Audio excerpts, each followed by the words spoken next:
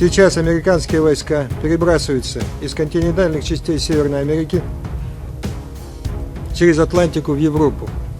Идет перемещение войск в Европе к российским границам. Основные силы концентрируются в Причерноморском и Балтийском регионе.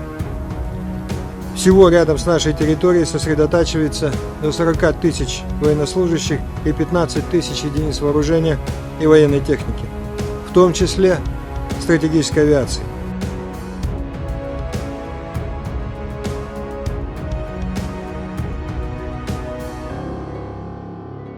Russia must end this military build-up in and around Ukraine. Stop its provocations and de-escalate immediately.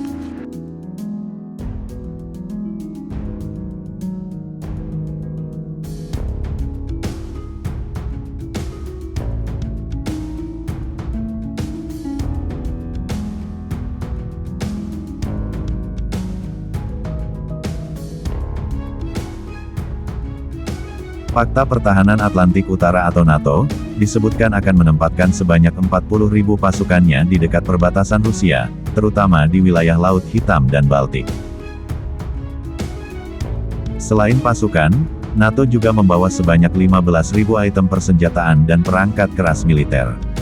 Dalam hal ini, menurut Menteri Pertahanan Rusia Sergei Shoigu, pasukan Amerika Serikat saat ini sedang bergerak dari Amerika Utara menuju Eropa, melalui Samudra Atlantik.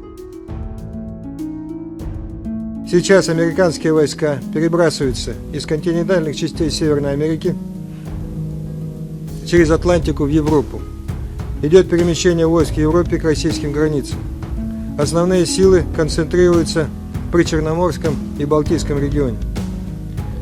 Всего рядом с нашей территорией сосредотачивается до 40 тысяч военнослужащих и 15 тысяч единиц вооружения и военной техники, в том числе стратегической авиации.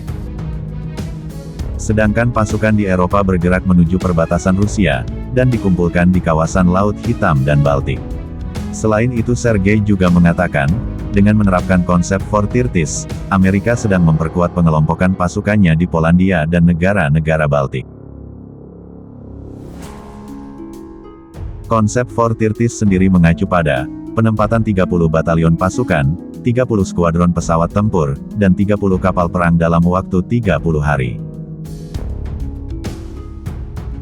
Di mana penempatan pasukan NATO ke perbatasan Rusia, merupakan respon dari meningkatnya kehadiran militer Rusia di perbatasan timur Ukraina. Dalam hal ini, Sekretaris Jenderal NATO Jens Stoltenberg meminta pada Rusia, berhenti mengirim pasukan ke perbatasan Ukraina, untuk menghindari peperangan antara kedua negara. Russia must end this military build-up in and around Ukraine. Stop its provocations and de-escalate immediately. Sedangkan dari pihak Amerika, Menteri Luar Negerinya Antony Blinken menyatakan, akan tetap mendukung Ukraina untuk menjaga keutuhan wilayah.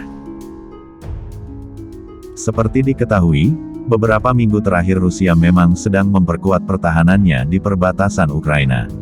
Setidaknya Rusia telah mengirim 100.000 pasukan, senjata berat, serta rudal balistik. Menanggapi pernyataan dari Sekjen NATO yang meminta Rusia untuk berhenti mengirim pasukannya, pihak otoritas Rusia justru menuduh Amerika dan negara-negara NATO lainnya telah menjadikan Ukraina sebagai tong mesiu.